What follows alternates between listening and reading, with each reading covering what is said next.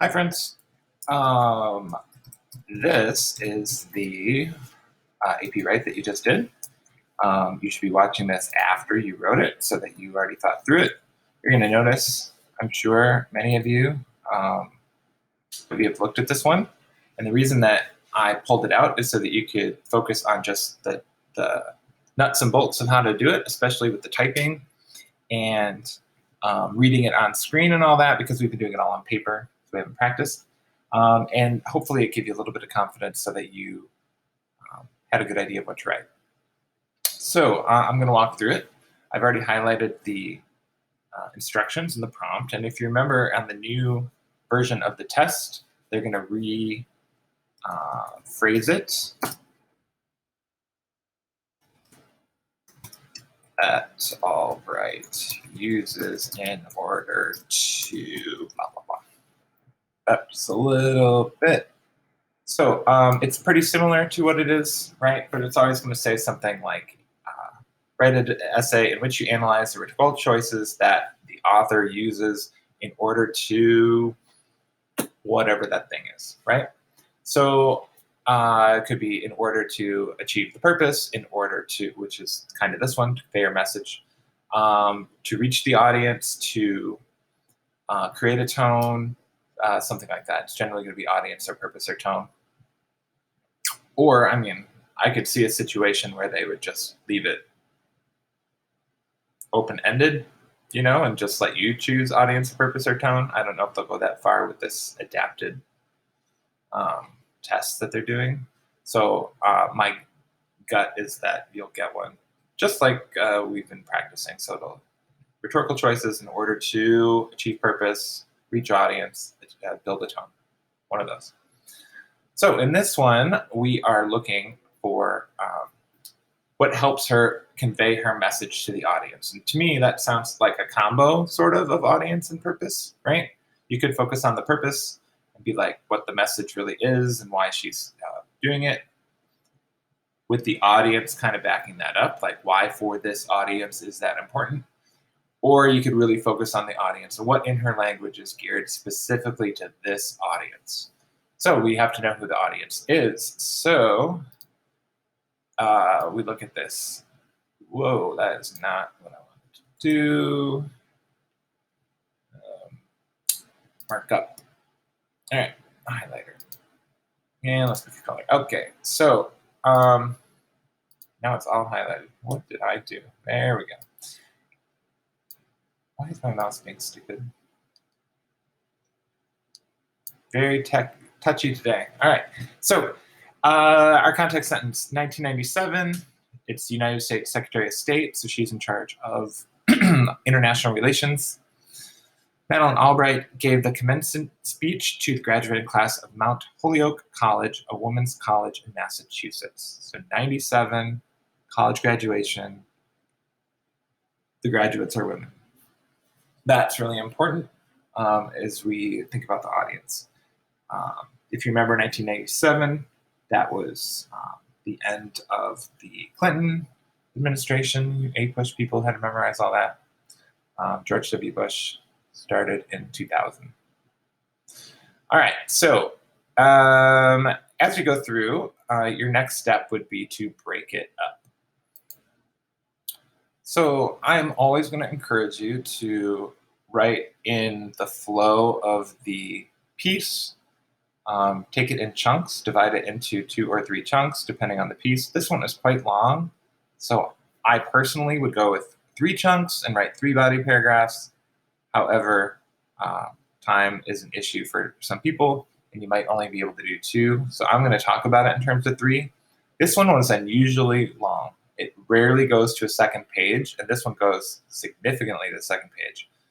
And they got quite a few complaints about it, so I'm certain they're going to keep it shorter in the future, but you never know. So I divided it in 3 chunks, and we can kind of look. We've got this first chunk, and this is where kind of looking in the past. Berlin Wall's now a memory, and here's what we're doing next, right? This is in the past. Here's where we're striving to reach the next thing.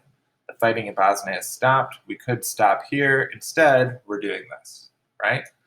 The second section is where it really switches to talking about women.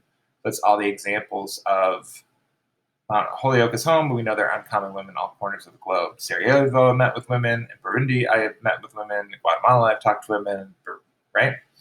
And then section 3 is where it sort of shifts, and it shifts directly to the audience. Now it's like, I'm talking to you in particular. Up to this point, it's been mostly like, these women did this, and I did this. And now it switches. As you go along your own road in life, you will, if you aim high enough, also meet resistance. So, I might just, if I were explaining to myself as I was reading through why I made these choices, this is sign for women, and this is your intro. So, go. I could just type this, but this is more fun. Past,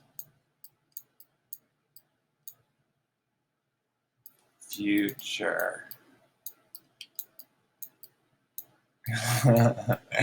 Messy. All right, you get the idea. So, those would be my 3 sections. And I'm going to make sure that I'm always keeping it in terms of women, right? So if I were talking about the this section, I might say she talks about the past because it connects to all they've already experienced and learned in college, right? So, hey, I'm situating you in stuff that you probably know a little about. You may have studied it, you heard on the news, that kind of thing. These are all either really important and historical, like the Berlin Wall, or it's something that was relatively recent, like in Bosnia. Those students would have known that. It would be sort of like somebody mentioning Iraq or Afghanistan or something today. In the second section, where she turns it to women, I'm thinking about, well, why would we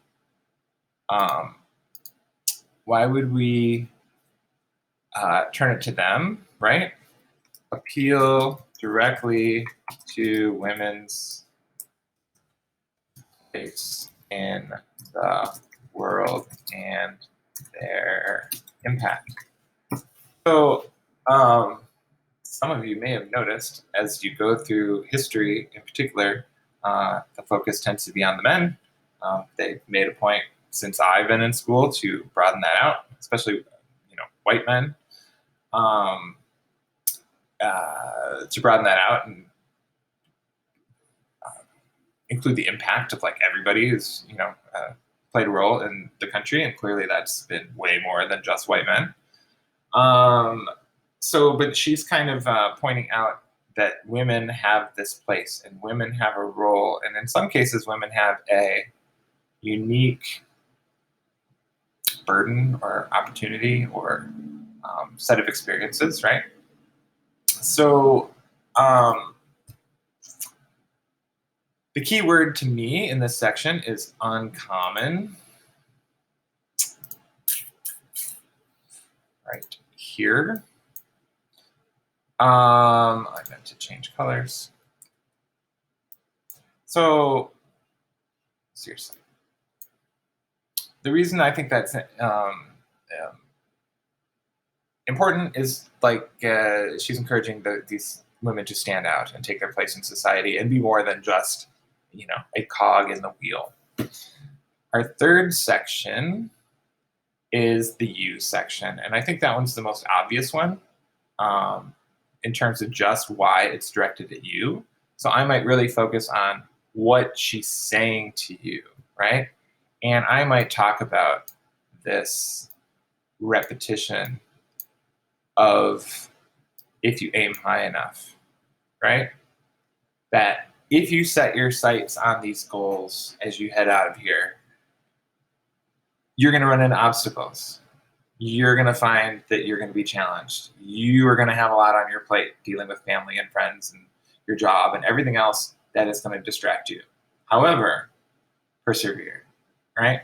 And that's a very relatable thing, if you think about Me Too or um, She Persists or, Women's March, that kind of thing in recent days here, that kind of like keep fighting, keep sticking to it message to women. I'm sure I said this the last time we did this prompt, but I'm sure that played a role in why they chose this one, because it relates to current things. So it's past, but it's relatable.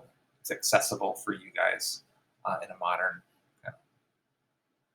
easier to understand, I think. So I have 3 sections, right? Notice as I walk through, other than the last paragraphs, I did not focus specifically on devices. Remember that rhetorical choices, rhetorical strategies, rhetorical decisions that the author makes is more than just devices. Devices are great, but you can also just talk about what is the strategy here in order to reach that audience. The only thing with that is when you're talking about strategy, you have to make sure you're not just summarizing, right? Remember, I need to switch colors again. Analysis means to break down, not to summarize. So you need to make sure that you're actually going somewhere and not just repeating the content of what she said, right? So when you're thinking about her strategy, it's like, why is she saying this thing, right? Remember that keyword that we guys come up with. Why is she doing it? Why is this repetition there? Why is you repeated? Why is it organized this way, right? You can write about anything in those categories as long as you write the why. So even if you've already turned it in, I might take a look at it, at what you wrote, and look at the why. Look at each of your body paragraphs and say, do I explain why this is happening, or am I just pointing at it, right? Remember, we talk about 3 steps. Step 1, notice something, right? I see a strategy. I see repetition. I see the word you. I see, right? Explain what is happening. The word you is repeated over and over, and that's important because it is tying it to the audience. Step 3, why? Why are we using this repetition? Why is she using you? Why make these decisions? So you might read yours over and shouldn't change it because it's the timed, right? But take note of what you've done with this prompt, right? Tomorrow, I have to think about when I'm making this versus when I'm posting it and when it's due. So on Thursday, so Wednesday night after you turn them in, I will pull a couple up and I will make another little video that kind of walks through a couple of the responses, and we'll take a look at the why and see if it's in there. So remember, there are tons of sample prompts. So if you want to practice, even if it's just practice breaking them down, feel free. Don't do the 2019 one because we're going to write that one next. So ask me questions, give me feedback. If there's something else that you specifically want me to go over, but I think this is a good first step in reviewing for our test as we keep practicing. Talk to you next time. Bye.